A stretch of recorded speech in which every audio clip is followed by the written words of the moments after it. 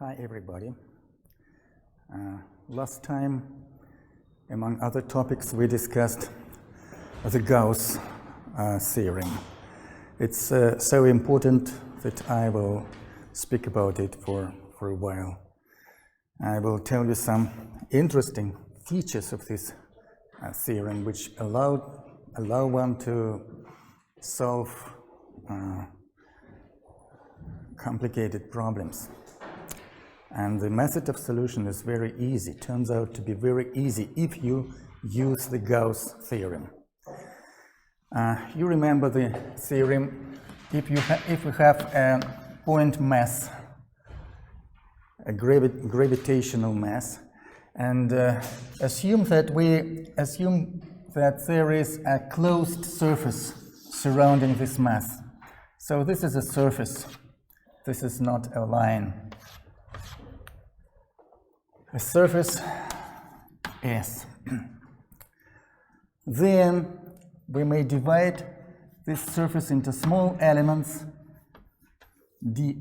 delta S, and each such element will have a direction perpendicular to this element, the perpendicular direction, a unit vector n, and also in this point there will be a gravity field strength, which is the acceleration of free fall as a function of distance to the central mass, central point. Well, then we can calculate such a quantity which is called a flux of gravity field through the closed surface. By definition, this is a sum of such quantities, scalar product of the gravity field strength, which is the acceleration of free fall in each space point, times vector n and delta S. By definition, that is by definition. And we take this sum over all the surface, all the closed surface. So by summing up all the elements delta S key, we go around all the surface surrounding the gravity point M. This sum is usually defined in mathematics, is usually denoted by an integral, and to an integral taken over all the surface S, and to underline that the integral is taken over the closed surface, people use such a symbol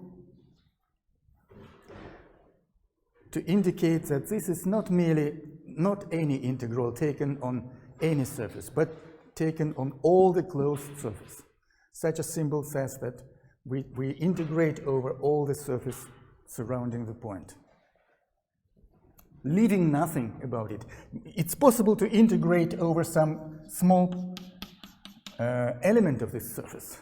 Yes, no problem. We can find an integral by summing up all such quantities, taking the elements of surface and limiting ourselves by this element, by this area of the surface. But this will not be a closed integral, but the integral taken over all the closed surface is indicated by such a sign, by such a integral with an oval in the center.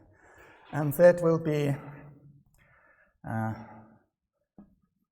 under the integral we will find vector g, scalar product by vector n, and delta S will turn into differential of S. And we have calculated this integral last time, during last lecture, and we have found that this integral equals minus 4 pi universal gravity constant J and central mass m. And this value does not depend on the shape of the surface.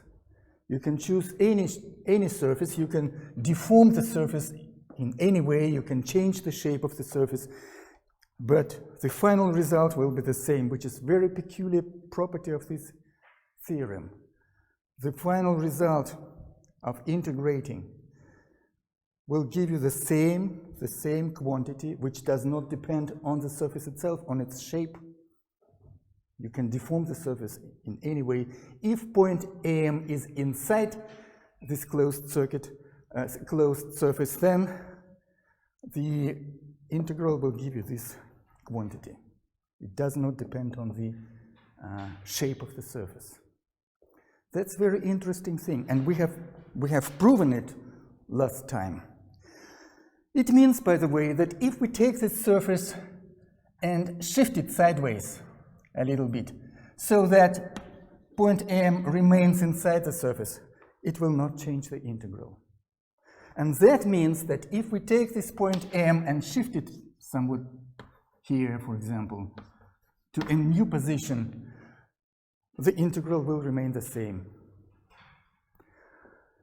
The main thing is that the point AM, the gravity mass, should be inside the closed surface, somewhere, anywhere, here, or in any place, inside the surface. The integral will be the same.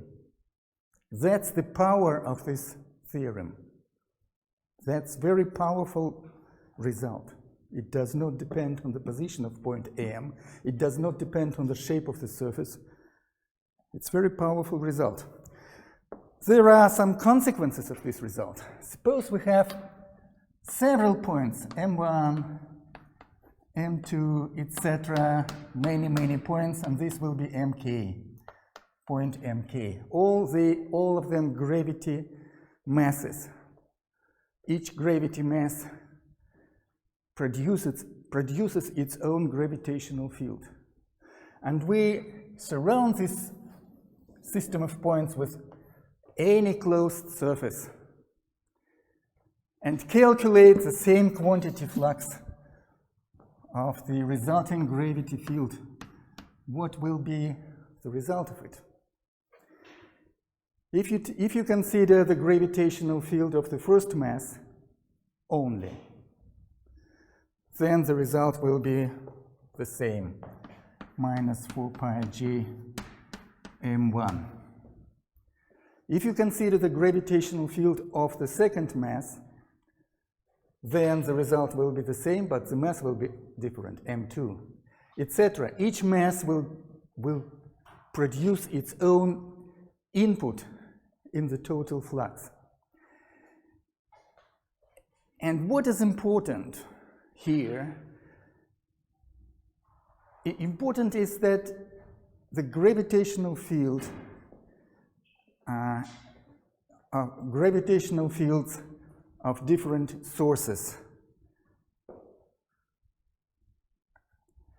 have the principle of superposition. There is the principle of superposition of gravitational fields, which means that if you have one gravity field created by one planet, for example, and another gravity field created by another planet, then the resulting gravity field will be found as the superposition of these two gravity fields.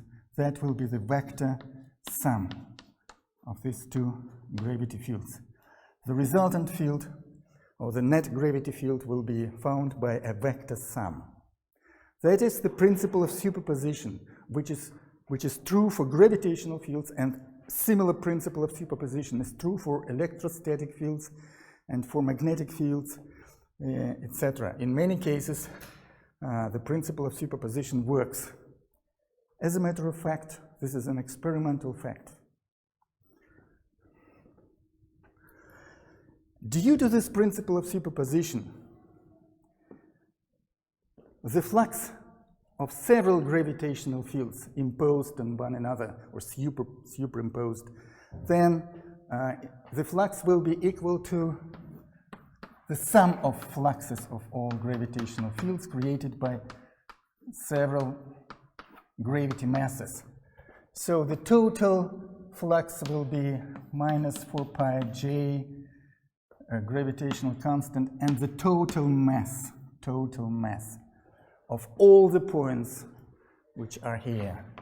Total mass is the sum of all mk, the sum of all gravity masses inside this surface. So many gravitating masses produce a complicated gravitational field, which will be found as a vector sum of many fields, of many vector fields. So the resulting field will be somewhat complicated here, and the surface may be of any shape, but if you calculate the flux, the result will be very simple. It does not depend on the shape of the surface, and it takes into account the total mass inside this surface. Total mass found inside this surface. This is a very powerful thing, and it allows one to easily solve some complicated problems which otherwise would require integrating over volume, and sometimes the integrals are complicated, but the problem may be solved quickly without any integration. I will consider, for example, as an example, problem number 1 to 11. Problem 1/211. A particle of mass m is located outside a uniform sphere of mass m. Capital M, a particle of mass m. So we have a uniform sphere of mass m. What does it mean that the sphere is uniform? It means that the matter is distributed uniformly all through the volume of this sphere. And each small part of this volume has some small mass, delta m, which creates its own gravitational field. So in order to find total gravitational field of this sphere, we have to sum up all the gravitational fields created by all the small masses which are inside this uniform sphere. So in order to find the gravitational field of such a sphere, using direct way, we will have to sum up all the fields, all the vector gravitational fields created by each point of this sphere. That means that we will have to integrate the Newton's law, law of universal gravitation. We will have to integrate this formula over all the volume of the sphere, which is a complicated task. It's a complicated integral. Actually, Newton created calculus, developed his calculus in order to take such integrals. He didn't know the Gauss theorem. The Gauss theorem was discovered later. So in this problem, we have to find the potential energy of gravitational field and the gravitational force which the sphere exerts on the particle. So here is the small particle m, and we have to find the force of gravitational interaction between this point mass and the whole sphere. So we have to find actually the strength of the gravitational field created by the sphere. We have to find this quantity, the acceleration of free fall at this point.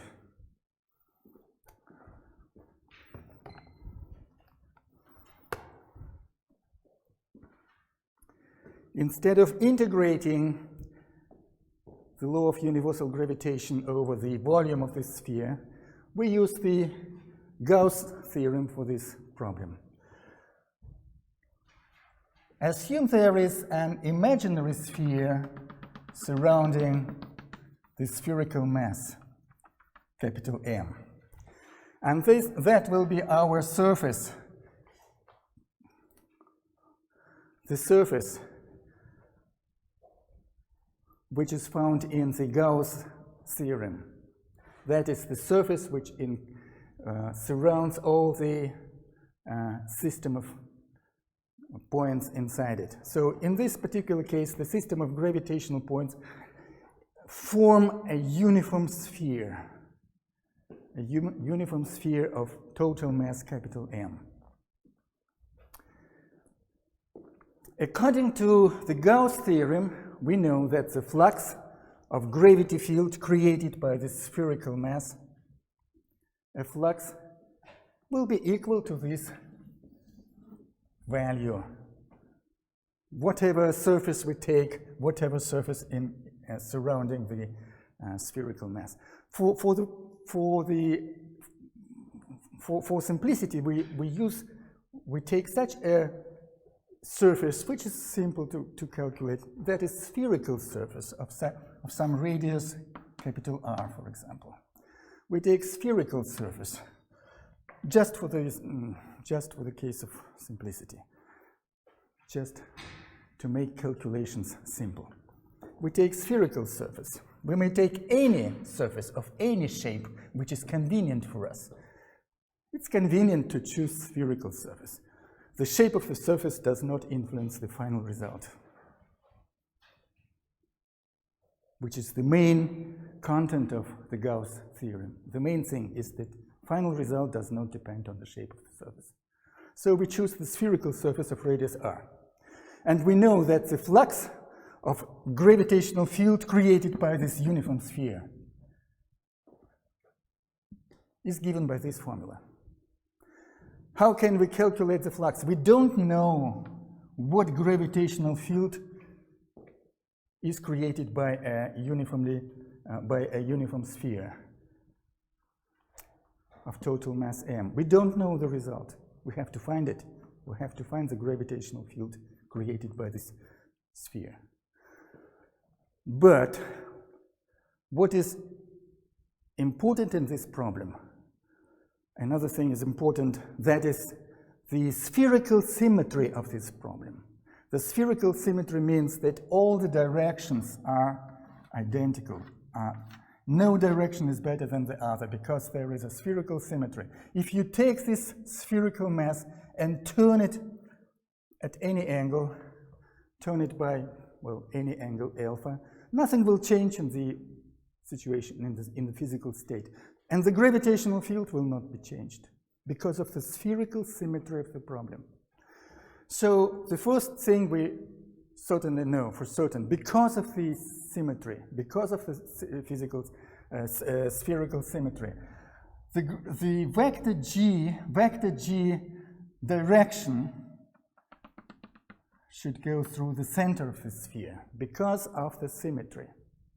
And also we know that vector G should depend only on the distance to the center of the sphere because of the spherical symmetry. So the flux of gravity field strength through the spherical surface of radius r will be given as, well, I will disregard the direction of vectors. I know everything about the direction, so I know that there will be, in strict calculations, there will be a minus sign in the result. I disregard now this minus sign. I take only the magnitudes of all the vectors, so I will work with positive values. I know beforehand the direction of this vector. So minus sign gives me nothing more, no more valuable information. I work with positive magnitudes of all the vectors. So I will have the magnitude of vector G at the distance r from the center multiplied by the whole surface of the whole area of the spherical surface of radius r. That will be 4 pi capital R squared. That is the total area of spherical surface S, which I have chosen myself.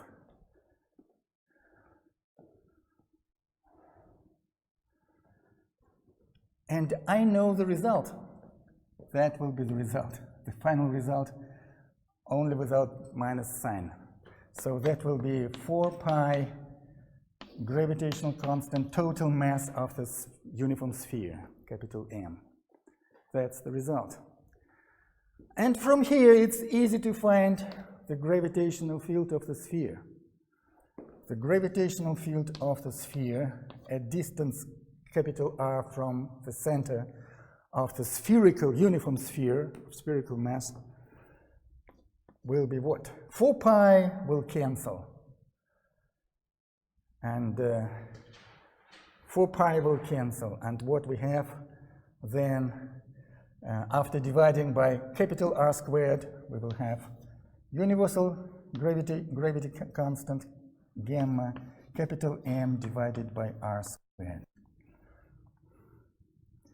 That's the acceleration of free form, of free fall in the resulting gravitational field, which surrounds the uniform sphere of mass capital M. So we have found it, and that is certainly the same gravity field which would be created by a point mass concentrated in the center of the sphere.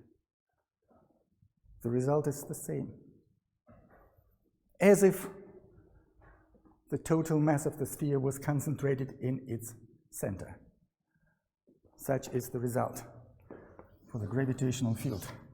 And in this problem, we have to find the force acting on a probe mass, probe body, small s, small m. Certainly the force will be mg, where g is found here from the Gauss theorem. Now we can generalize this problem for some more general conditions. We used the Gauss theorem, which gives you the result depending only on the total mass inside the chosen surface. And also in this problem it was important what we have used. It was the spherical symmetry. That was important. So the mass M could have been distributed over the sphere non-uniformly, but spherically, with spherical symmetry. For example, you could have large mass here in the center and then no mass at all surrounding it, or small mass, and then again heavy layer of heavy mass of large density, and then again a layer of large density. It doesn't mean what is the dependence of mass on the radius. If we take the radius of the sphere and the dependence of mass or dependence of density on the radius, it may be any function, absolutely any function. But if the mass is distributed with spherical symmetry, then the resulting gravitational field created by such a complicated distribution of masses would be given by the same formula. The same formula. Any complicated distribution of masses here, if it's symmetrical, if it has spherical symmetry, it will produce the same result due to the Gauss theorem. So if you have arbitrary distribution, arbitrary but spherically symmetrical distribution of mass inside the sphere, in order to calculate the gravitational field here using direct way, using the Newton's law of universal gravitation created by each small mass element, you would have to integrate over the whole volume all the inputs of each small mass into the gravity field. You would have to sum up all the inputs of every mass, every small mass. And to take such an integral, it may be a complicated procedure. It would be very, very awkward, large formulas. but using the Gauss theorem gives you the result just in 2 lines of simple calculations. No complicated formulas, and very simple solution for any distribution of mass, if it's spherically symmetric. That's the power of the Gauss theorem.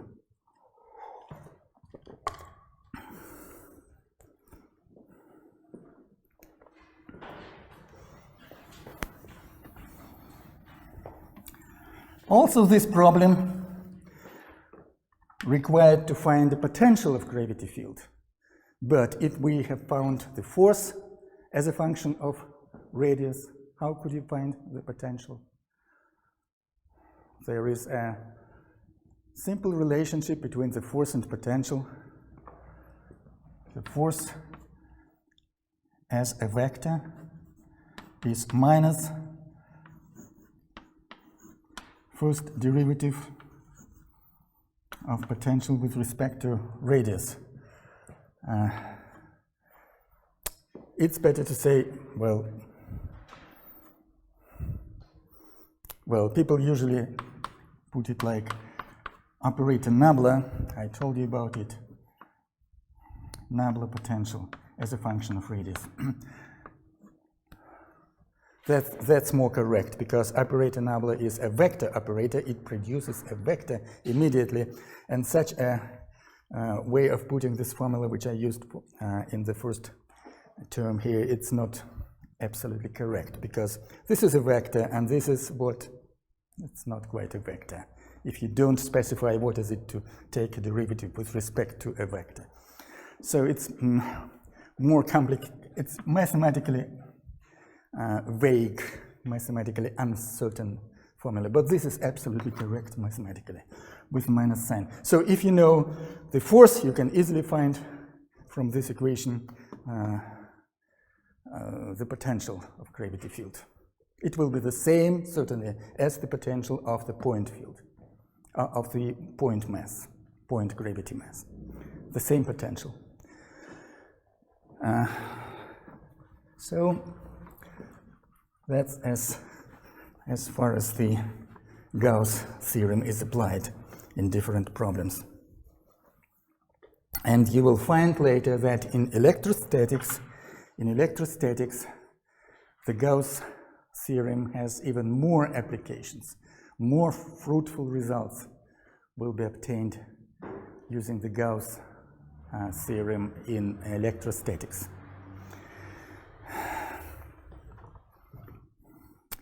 And now I would like to continue our discussion of a moment of inertia. Last time, on the last lecture, we calculated the moment of inertia of a uniform rod of mass m and length L with respect to the axis perpendicular to the rod passing through the center of mass of the rod, the center. So if this is a center of mass, then the moment of inertia of such a rod was calculated to be ml squared over 12. And if we want to find the moment of inertia with respect to any other axis parallel to the first axis, for example, another axis passing through the end of this rod, through point A, then the moment of inertia about axis A is related to the moment of inertia about axis C.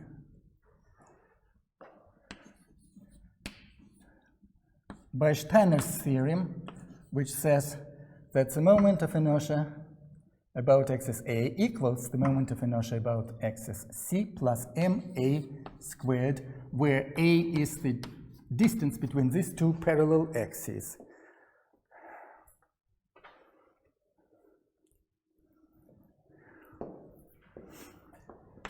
In this particular case, moment of inertia IC equals ml squared over 12, and plus am. What is a? A is just half the L, so a equals L over 2, and that should be taken squared, and that will be am L squared 1 over 12 plus 1 over 4, and that will give you what? M L squared over 3.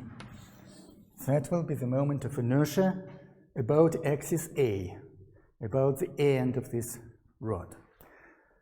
That's what we found 2 days ago on Monday.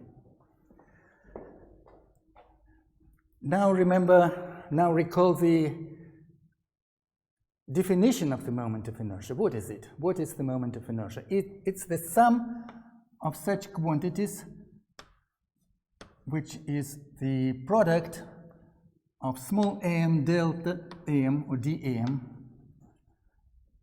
by distance squared of this small mass element from a distance from the center.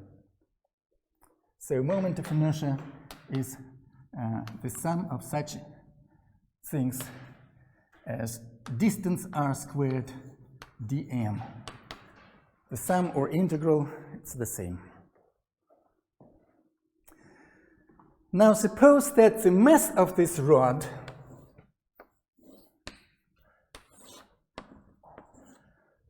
is somehow distributed along this c-axis.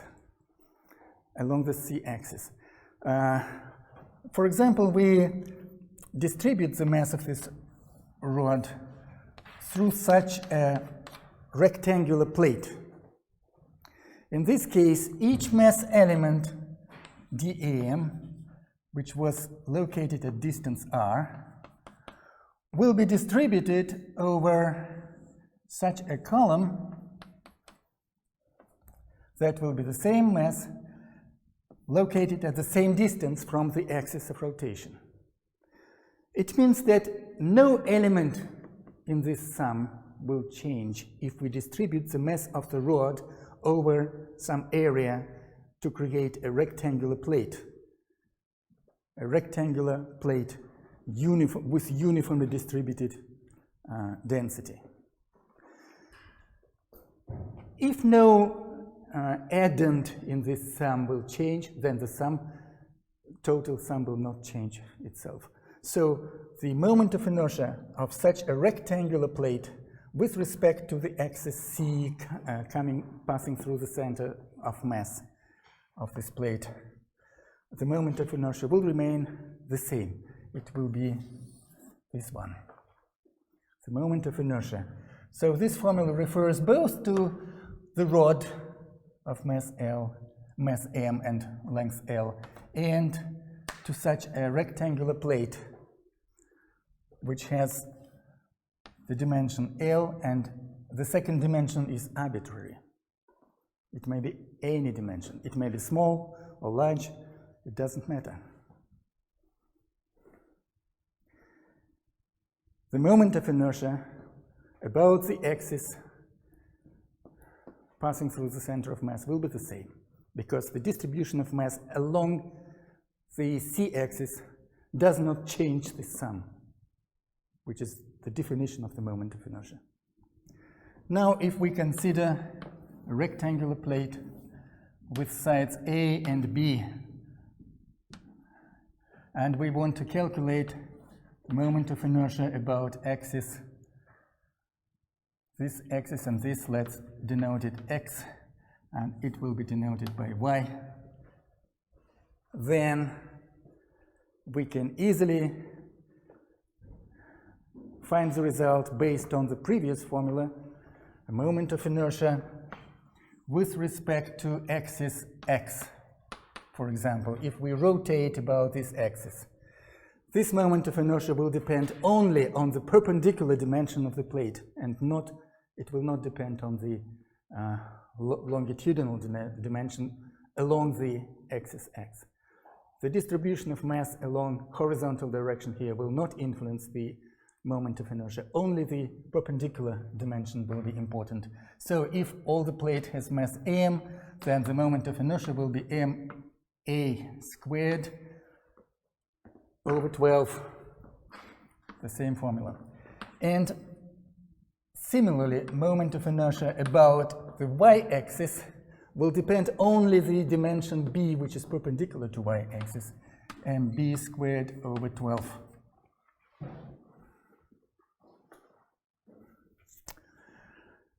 And if we talk about the moments of inertia of such a plate, it's also interesting to ask a question: what will be the moment of inertia about the axis perpendicular to x and y? That is, I will put it this way, the z-axis. Z-axis perpendicular to x and y. What will be the moment of inertia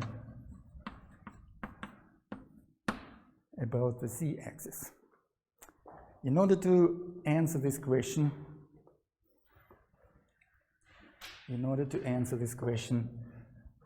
we will introduce a new physical quantity.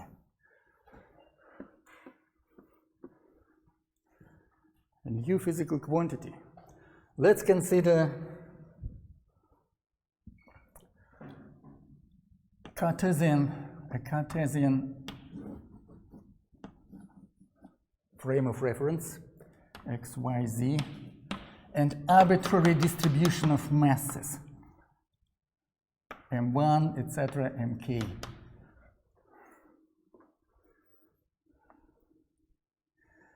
And let's introduce the distance of any mass, of every mass, from the origin, that is vector r, from point O. Distance of any mass point from point O, from the origin of this coordinate frame, from Cartesian coordinate frame. Then we will introduce such a quantity, the sum over all masses, all point masses mk, distance from point mk to the origin, capital RK,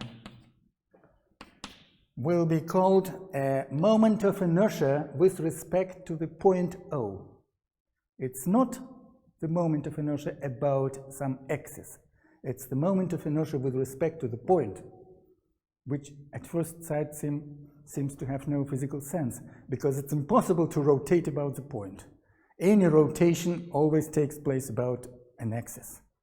But here we introduce the physical quantity of moment of inertia about point O. And I will denote this quantity as theta, a capital Greek letter theta.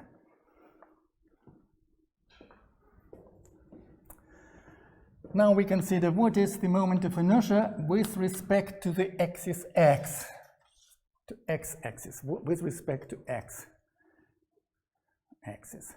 What is it?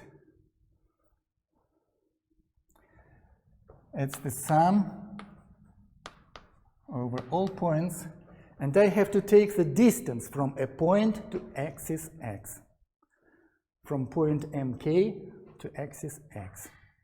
The distance. And this distance is obviously due to distance squared, certainly, a distance from point mk to axis x squared. If a point mk is located in the volume, it will have all three coordinates. Let's try to indicate it somehow.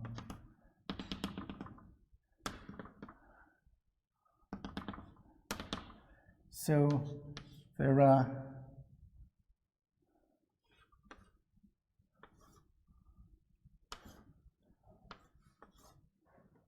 that's it.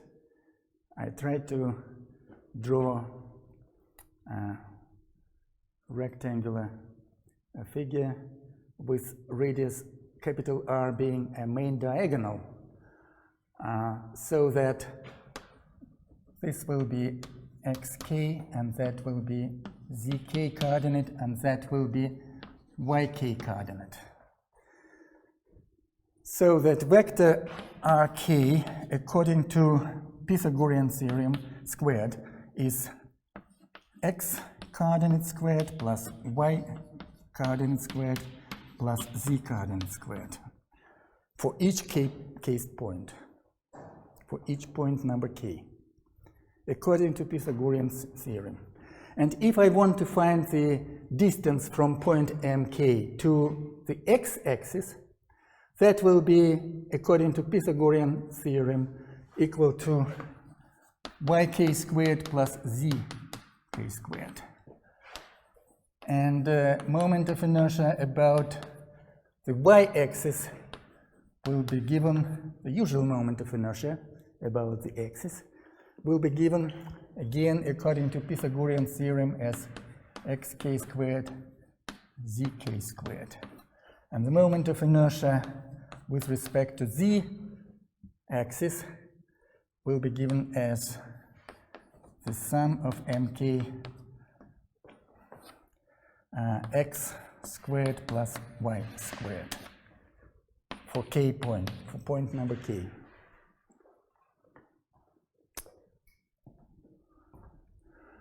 The only idea behind all these formulas is the Pythagorean theorem, nothing more.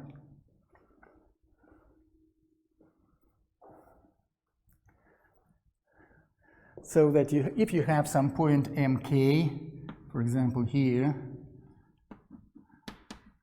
and you want to consider the rotation about this solid body, solid plate, about the z-axis, then the distance of point mk from the z-axis will be given by Pythagorean theorem as xk squared plus yk squared.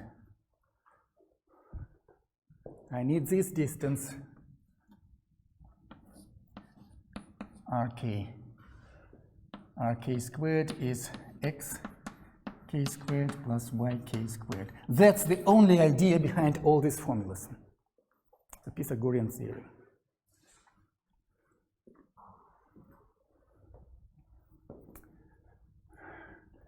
Now I will try to find the sum of ix plus iy plus iz.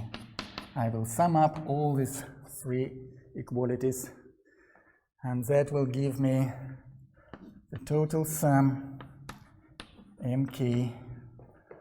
And here I will find xk 2 times 2xk squared plus yk also will be met 2 times 2yk squared plus zk also met 2 times here 2zk squared.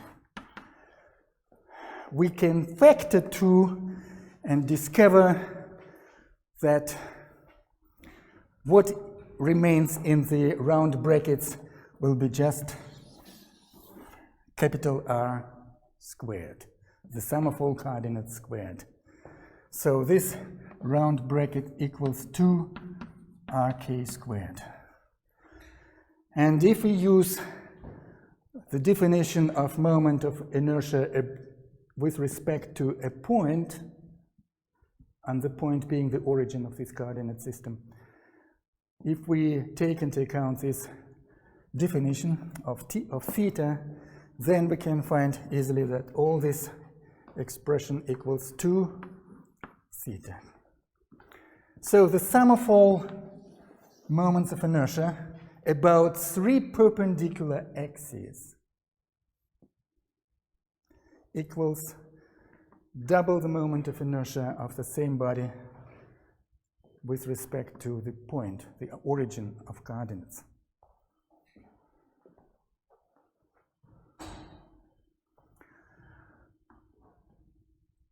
If we have a 2-dimensional body, a flat plate, rather than 3-dimensional plate, then z-coordinate is always 0. For a flat point which is located in xy plane, the z-coordinate is 0. So for this particular case, for flat bodies, for any flat bodies, for a flat body,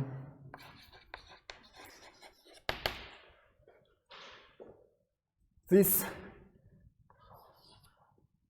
will,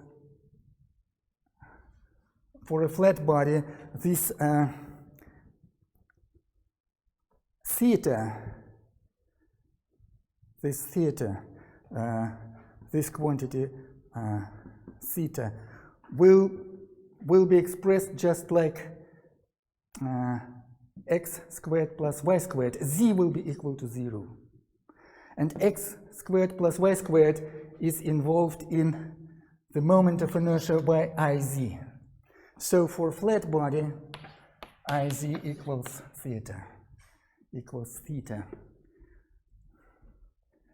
Because z equals 0, all zk equals 0. For a flat body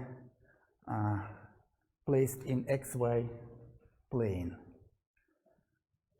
if all the points belong to xy plane, then z coordinate is 0 for all points, and then moment of inertia about the z-axis will equal theta, the moment of inertia about the origin, coordinate origin.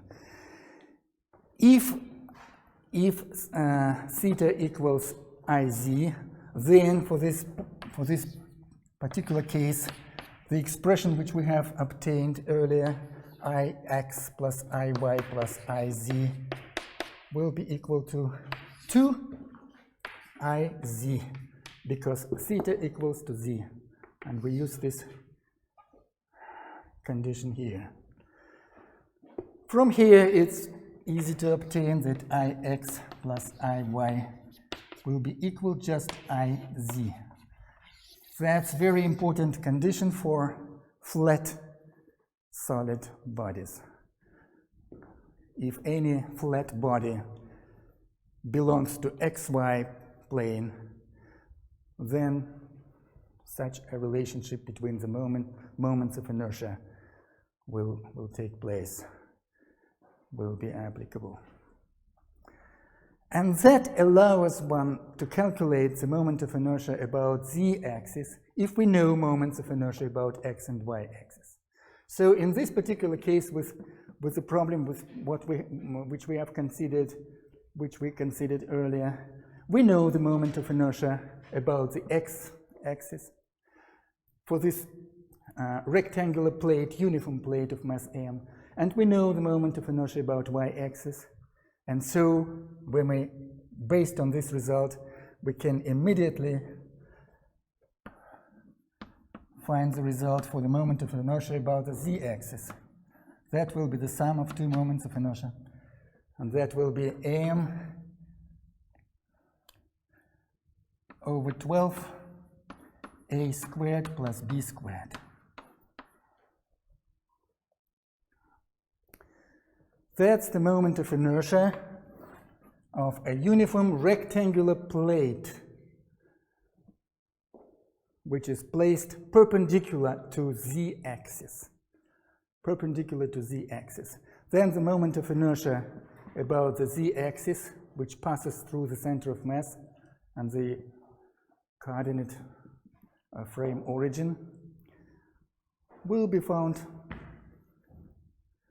by this formula, where m is the total mass of this rectangular plate, and a and b are the sides of this rectangle.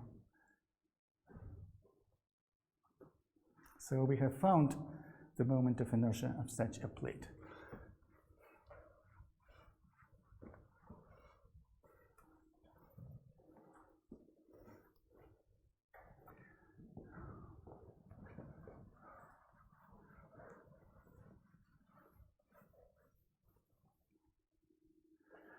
Now suppose that we have a quadratic plate with equal sides, a equal to b. A equals b, so the plate is quadratic.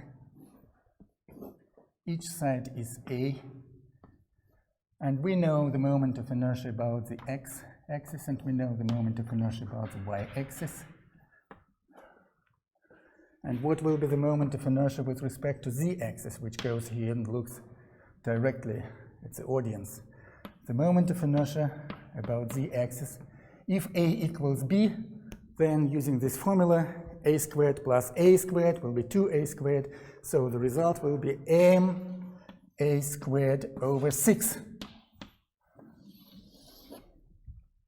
That's the moment of inertia of a quadratic uniform plate of mass m.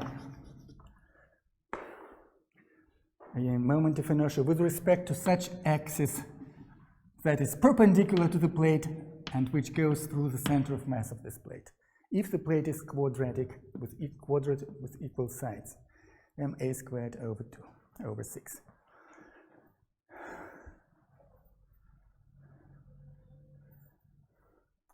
Now we are very close to obtaining a remarkable result related to such a square plate. Suppose we consider rotation of this plate about some arbitrary axis, x prime. To calculate the moment of inertia of such a body about an arbitrary axis, which goes at angle alpha, it seems to be a complicated problem. You will have to integrate the definition of moment of inertia r squared dm to integrate this over all this area of this plate. Such an integral is a complicated thing. But let's introduce another axis perpendicular to x prime, which will be y prime. So we have taken Cartesian coordinate frame x, y, z, and we rotated the axis, this Cartesian frame, by some angle alpha, counterclockwise, as shown in this figure. We rotated axis. X goes to x prime and y goes to y prime. Then the result which we obtained previously will remain in force. It will be true because we obtained this result for an arbitrary body. So again, we will have a moment of inertia with respect to axis x prime plus moment of inertia about y prime axis will be equal to the moment of inertia iz with respect to z-axis.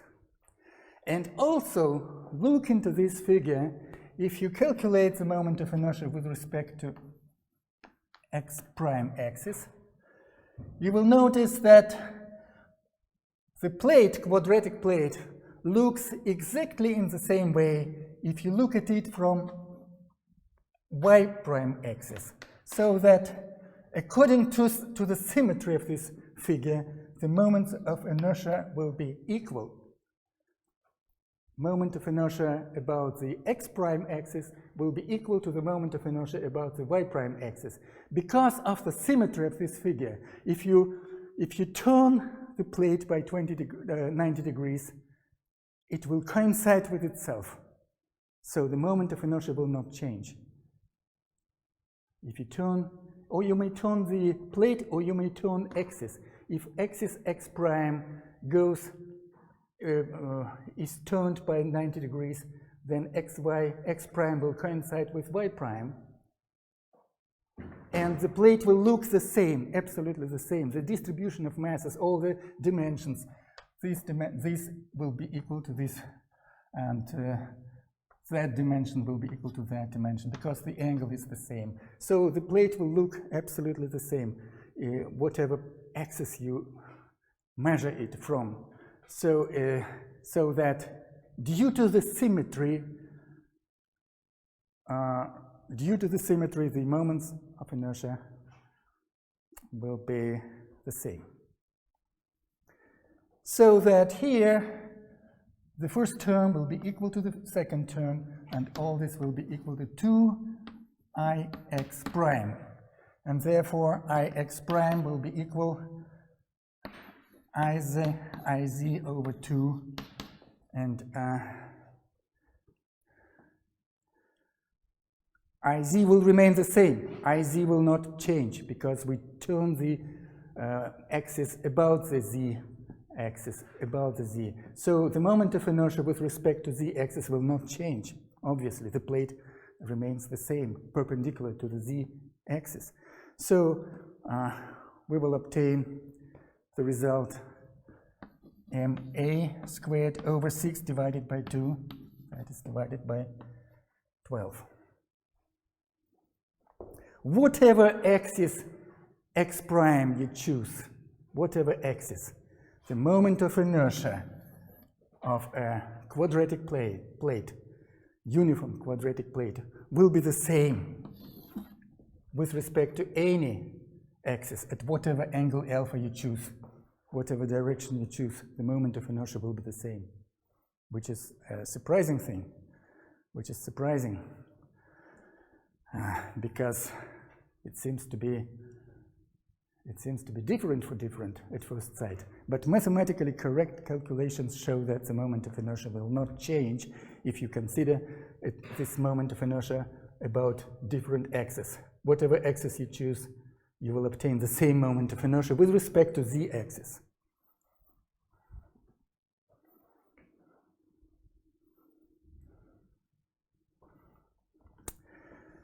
Now consider this plate to be not flat, but with some mass distribution along the z-axis.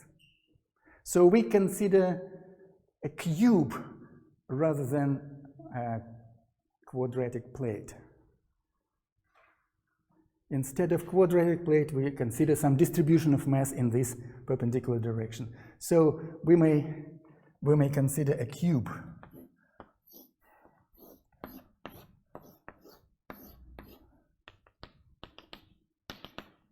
And the cube will have, for example, x-axis and y-axis and z-axis from here. And all the axes intersect in the center of mass of this cube. Then, obviously, the moment of inertia about the z-axis will not depend on this dimension. The moment of inertia about the z-axis will be the same as the moment of inertia about the x-axis and about the y-axis if this is a cube with side A. Then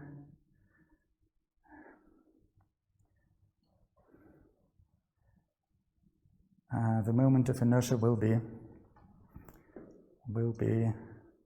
the same. So as far as the cube is concerned. Now let's consider how to calculate moments of inertia for other different bodies, for other shapes.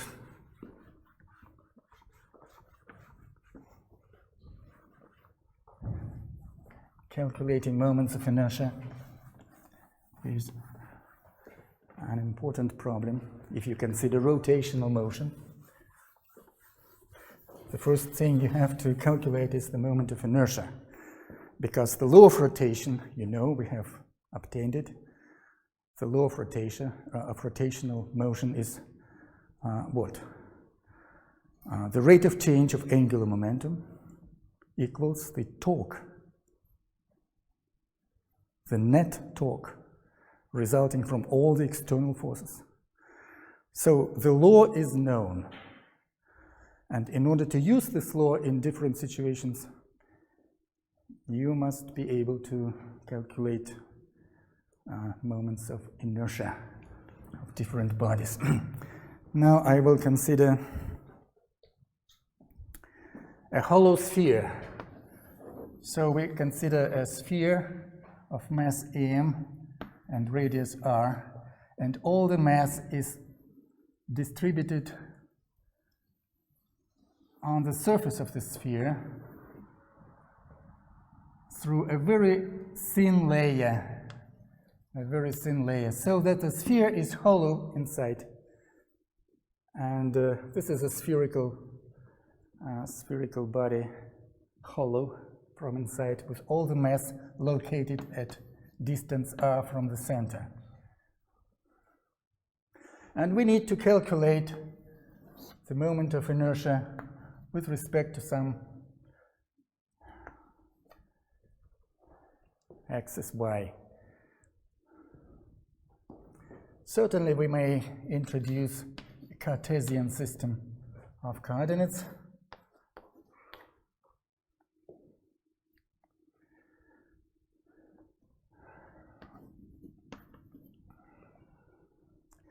And as this spherical object is symmetrical, we can turn it in any way, and it will not change if you turn it about any axis by any angle. The object is symmetrical. It means that the moment of inertia with respect to x axis equals the moment of inertia with respect to y axis, and equals moment of inertia with respect to z axis. So that the sum ix plus iy plus iz will be equal to 3 moments of inertia ix. And according to the theorem which we have just proven 10 minutes ago, that is equal to 2 theta, which is the moment of inertia with respect to the origin O, with respect to the center of this body, of this whole sphere. What is theta by definition? You remember the definition. We have to divide the body into small masses, delta m, and multiply it by the distance from the center O, and take all the sum of such terms. And all such terms, all such small masses will be located at the same distance from the center. So the result for this theta quantity will be very simple. It will be just mr squared. All the elements of mass, all the small elements of mass m, are located at distance r from the point O, so that the moment of inertia with respect to point O will be given by this formula. So using this expression, we obtain here 2mr squared. And from where we obtain for ix 2 over 3 mr squared. That's the moment of inertia of a hollow sphere of mass m and radius r.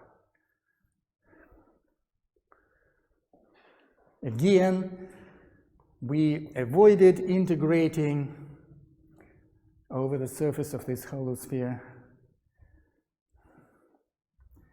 And if you wanted to calculate the moment of inertia using the direct definition of this quantity, you would have to consider such circular elements of mass. And there are many such circular elements of mass. Each element will have mass dm, and the distance from the x-axis something r, and you will have to integrate such a quantity as r squared dm over all the surface, all the area of this hollow sphere. All the area. You will have to integrate such circular elements of mass, which is, yes, possible. Yes, it's possible, but integrating, it's a complicated thing. You will have to take here all the geometrical considerations. But we avoided integrating. We used just a simple relationship between the moment of inertia about 3 perpendicular axes and the moment of inertia about the central origin point. And using this simple relationship, we immediately obtain the result for the moment of inertia of hollow sphere of of mass m and radius r about any axis passing through the center. These moments of inertia are the same for any axis, whatever direction you choose. If the axis of rotation passes through the center of mass, then the moment of inertia will be given by this formula.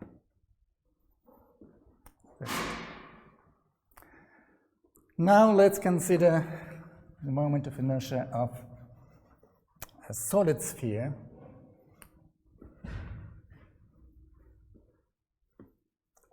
So we will have a solid sphere of mass m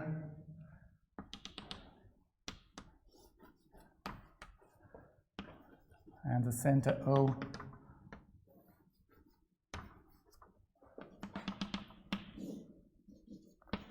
So we choose a Cartesian reference frame XYZ with the origin at the center of solid sphere, and we suppose that the mass is distributed evenly over the volume of this sphere. So this time it will not be a hollow sphere. The sphere will be solid with the mass distributed evenly over the volume of such sphere. How to calculate, how to find the moment of inertia with respect to, for example, x-axis? We must divide the whole mass into some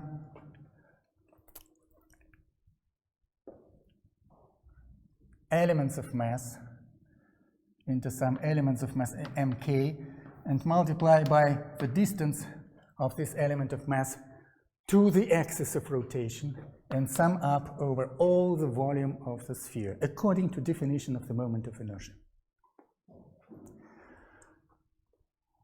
That's again a complicated procedure, and we will have to find the way to overcome it somehow, to avoid complicated calculations, and to go and to use some simpler way of reasoning. Let's divide this solid sphere into spherical layers, very thin walls. Each spherical layer will have radius r and the thickness dr, and so that the total mass of this spherical layer will be dm. So this spherical layer is a hollow sphere, which we have already considered, and the moment of inertia of which we have calculated. Each spherical layer will be a hollow sphere of radius r and small mass dm. Why the mass is small? Because this spherical layer is very thin. The thickness of its walls is very small. It's just dr. So we will divide all the volume of the large solid sphere into such hollow sphere, into such many spherical layers. And so we will have to find, first of all, we will find the moment of inertia with respect to the center O, that quantity theta, which we considered earlier. So that each moment of inertia d theta for small spherical layer will be r squared dm. And integrating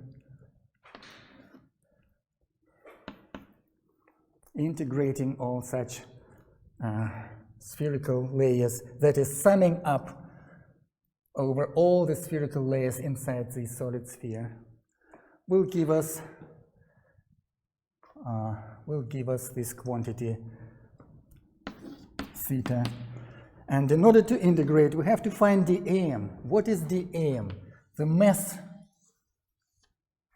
of such spherical layer.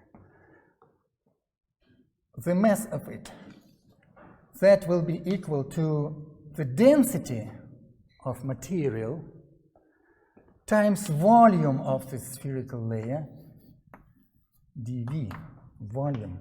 The density and volume is the area of this small sphere, which is 4 pi r squared dr.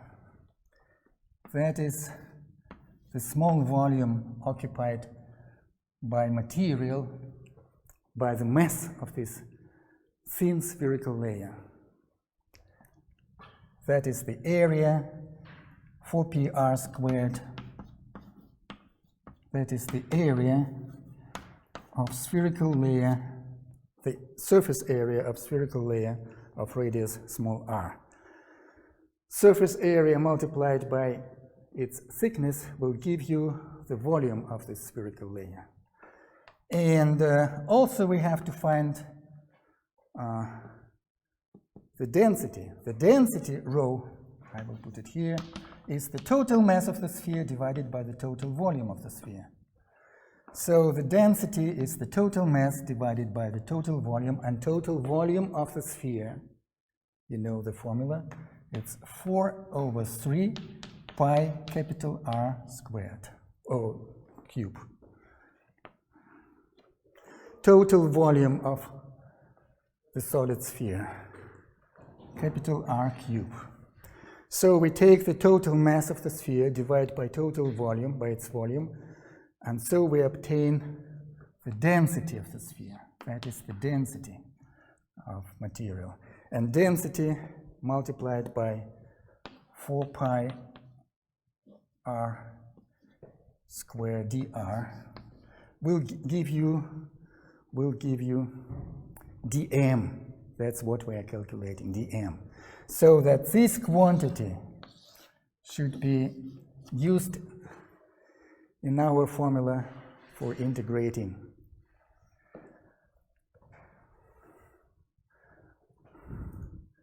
What's the result? 4 pi will cancel here, and some constant things may be taken out of the integral sign. That is mass, total mass of the sphere. It doesn't change when we change the radius, small radius. Total mass is constant. And 1 divided by 3 here is constant. So what remains here will be 3m. This 3 will go here to the denominator, 3m. 4 pi cancelled. Capital R is also constant. Capital R cube is constant. It does not depend on small r. Small r is variable, which will change from 0 to capital R, and capital R is constant, is given in the problem, and the mass of the sphere is constant. And what remains here under the integral sign, that is r squared and another r squared. That it will be r to the power of 4 dr, this dr, r squared dr, and another r squared, r to the capital r to the power of 4. And we will have to integrate. What is integrating here? Summing the results of for these small hollow spheres whose radius changes from 0 to capital R. So we integrate it from 0 to capital R.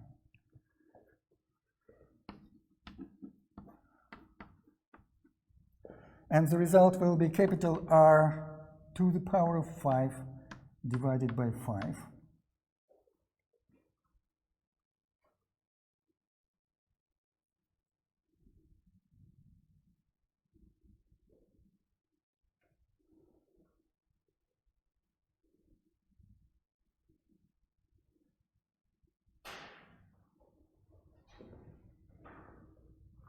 So that will give you 3 over 5 m r squared.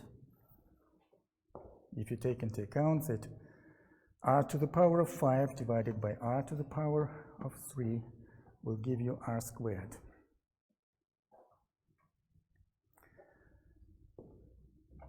That's the moment of inertia with respect to the origin. I will write this formula again. 3 over 5 m r squared. That's not the final result in this problem. That is just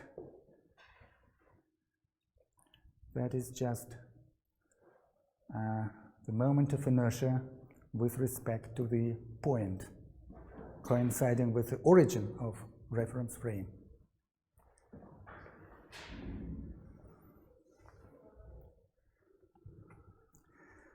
Now we use the relationship which we acquired earlier, that is moment of inertia x with respect to x-axis plus moment of inertia with respect to y-axis plus moment of inertia with respect to z-axis equals 2 theta, and also we take into account that all these moments of inertia are equal.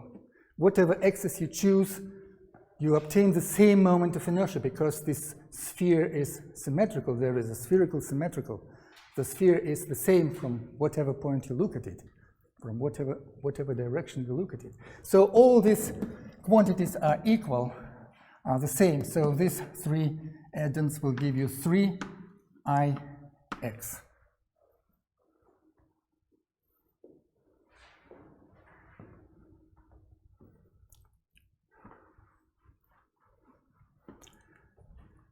And from here, you can immediately obtain that the moment of inertia of a solid sphere of radius r will be equal to 2 over 3 theta. And theta is 3 over 5. 3 over 5, 3 divided by 5 mr squared. So we obtain 3 and 3 cancel, 2 over 5 mr squared. That's the final result for the moment of inertia of solid sphere of mass m, solid and uniform sphere, uniformly distributed mass of mass m and radius capital R. About which axis? The axis that passes through the center of the sphere. If you need to calculate the moment of inertia of sphere about some other axis, you will have to use Steiner's theorem. So you will be able to calculate the moment of inertia of spherical body of a uniform solid sphere with respect to any axis, whichever you need.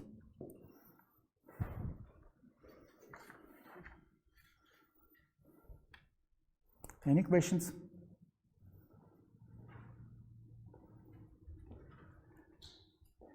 You understand this step where we integrated r to the power of 4. This is the upper limit to the power of 5 divided by 5 minus the lower limit, which is 0. It will give you 0, another term in this formula. So you understand it. You know how to integrate. You have already learned it in mathematics. Okay, good. You will need it all the time. In physics, you will need calculus all the time.